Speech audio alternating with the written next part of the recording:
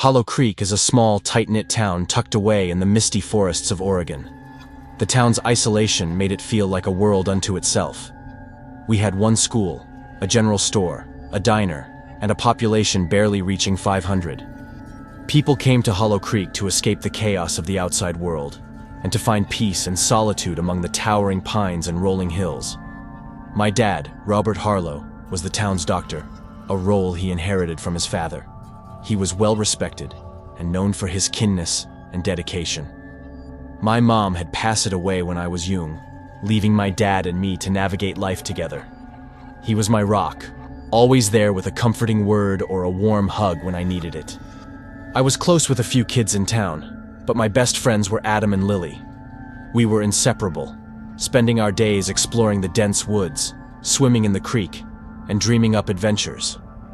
Adam was the fearless leader, always pushing us to go further, climb higher, and be braver. Lily was the heart of our trio, and her kindness and laughter kept us grounded. And then there was me, Daniel, the one who documented our exploits in my ever-present journal. It all began in the summer of our 17th year. Adam, Lily, and I were exploring a part of the woods we had never ventured into before. We stumbled upon an old abandoned cabin hidden beneath a canopy of overgrown vines and moss. The door creaked open with a gentle push, revealing a dusty, forgotten interior. Inside, we found an array of strange objects, faded photographs, brittle books, and peculiar symbols etched into the wooden walls. Among the debris, we discovered an old leather-bound book. Its pages were filled with cryptic writings and drawings that seemed to depict some kind of ritual. The more we read, the more unsettling it became. This is seriously creepy, Lily said, her voice trembling. What do you think it all means? Adam, ever the skeptic, shrugged. Probably just some old nonsense, but it's definitely weird. I couldn't shake the feeling that there was more to it. I took the book home, hoping my dad might have some insight. He was often busy with his patients, but that night, he noticed the book on my desk. "Where did you find this, Daniel?" He asked, his voice tinged with concern. "In an old cabin in the woods. Do you know anything about it?" I replied. He examined the book, his brow furrowing. "This is old. Very old. These symbols, they're similar to ones used by ancient cults. I don't like this, Daniel. Be careful where you go poking around." His words only fueled my curiosity. I spent the next few days deciphering the book's contents, discovering it detailed rituals meant to appease a mysterious entity referred to as the Whisperer. According to the book, the rituals ensured the town's prosperity and protection from unseen forces. It sounded like a load of superstitious nonsense, but the deeper I delved, the more uneasy I became. A week later, Adam went missing. He had gone out to the woods alone, something he often did when he needed space to think. When he didn't return by nightfall, a sense of dread settled over the town. Search parties were organized, combing the forest for any sign of him. My dad joined the effort, and I begged him to let me help. But he refused, fearing for my safety. Days turned into weeks with no trace of Adam. The town was on edge, whispers of old curses and dark forces spreading like wildfire. Lily and I were devastated, struggling to make sense of it all. In a desperate attempt to find answers, we returned to the cabin, hoping it might hold some clue. As we searched the cabin, we found a hidden compartment beneath the floorboards. Inside was a small box containing letters and photographs of previous residents of Hollow Creek, dating back over a century.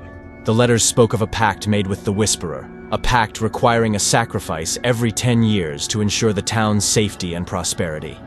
Lily's hands trembled as she read one of the letters aloud. The chosen must be taken to the altar beneath the old oak, where the ritual must be performed to appease the Whisperer. "This can't be real," I said, my mind reeling. "But if it is, Adam could be—" We have to find that altar, Lily said, determination in her eyes. We spent the next few days scouring the forest for the old oak mentioned in the letters. It was Lily who finally found it, a massive, gnarled tree standing alone in a clearing. Beneath its roots, we discovered an entrance to a series of underground tunnels. Armed with flashlights and a sense of grim resolve, we ventured into the darkness. The air was thick with the scent of earth and decay, and our footsteps echoed ominously through the tunnels, creating an eerie symphony with the distant drips of water. Strange symbols adorned the walls, their sinister designs identical to those in the book and letters we had discovered. They seemed to writhe and twist in the wavering light, adding to the growing sense of dread. After what felt like hours, we came upon a large chamber, a cavernous space where the air grew colder and the walls seemed to close in. In the center was an altar, carved from stone and stained with dark, dried blood. Lying upon it was Adam, unconscious but mercifully alive. Standing around him were hooded figures, their faces obscured, chanting in a guttural language that sent shivers down my spine. Among them, to my utter shock, was my dad. "Dad? What are you doing?" I shouted, stepping into the dim light that barely pierced the chamber's gloom. He turned to me, his expression one of sorrow and determination, his eyes haunted. Daniel, you shouldn't be here. What the hell is going on? Lily demanded, her voice breaking, echoing off the walls.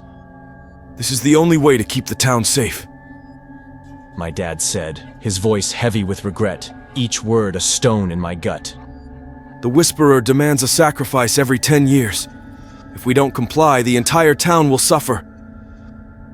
I couldn't believe what I was hearing. My dad, the man I had idolized my whole life, was part of this horrifying ritual. "No, we can't let this happen," I said, stepping forward, my resolve hardening into steel. The hooded figures moved with eerie synchronicity to stop us, their chants growing louder, more frenzied. Lily and I fought with everything we had, a desperate struggle against the tide of dark-robed bodies. I swung my flashlight like a club, feeling the solid impact as it connected with flesh. The sound of grunts and the clash of bodies filled the chamber, a chaotic symphony of survival. In the chaos, I managed to reach Adam, shaking him awake. "Adam, we need to get out of here." He groggily came to, his eyes widening in fear and confusion.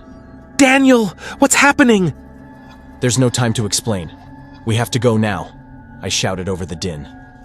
We fought our way through the figures, adrenaline and desperation driving us. I could hear Lily screaming as she fended off another attacker, her bravery fueling my own.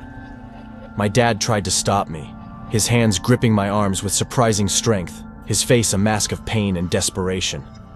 Don't do this, Daniel, he pleaded. You don't understand. "I understand enough," I said, my voice breaking. With a surge of strength, I pushed past him, feeling my heart shatter at the betrayal. We burst out of the tunnels, the fresh air a cold slap to our sweat-drenched faces. We ran, our footsteps pounding a frantic rhythm as we fled to the nearest town with a police station. There, breathless and shaking, we reported everything we had seen. The authorities descended upon Hollow Creek with an urgency that mirrored our own, uncovering the dark secrets hidden beneath its tranquil surface. The cult members, including my dad, were arrested. The town was left reeling, its residents struggling to come to terms with the horrifying truth that had been festering beneath their feet for decades. In the aftermath, the quiet of Hollow Creek was shattered, the air heavy with a sense of loss and betrayal. The once idyllic town would never be the same, its dark history laid bare for all to see. Adam, Lily, and I were placed in protective custody, and the story made national headlines. Hollow Creek became synonymous with horror, a cautionary tale of the darkness that can fester in the most unexpected places. I never saw my dad again. The man I had once admired was revealed to be a stranger, a participant in something unthinkable. The Whisperer was never found, and the town was left to wither, its prosperity gone with the breaking of the pact. Years later, I still dream about that night. I still hear the chanting, see the flickering torches, and feel the crushing weight of betrayal. Hollow Creek is a place I'll never forget, no matter how hard I try. The town's secrets are now mine to bear, a legacy of darkness and a reminder that even the most idyllic places can harbor the deepest horrors.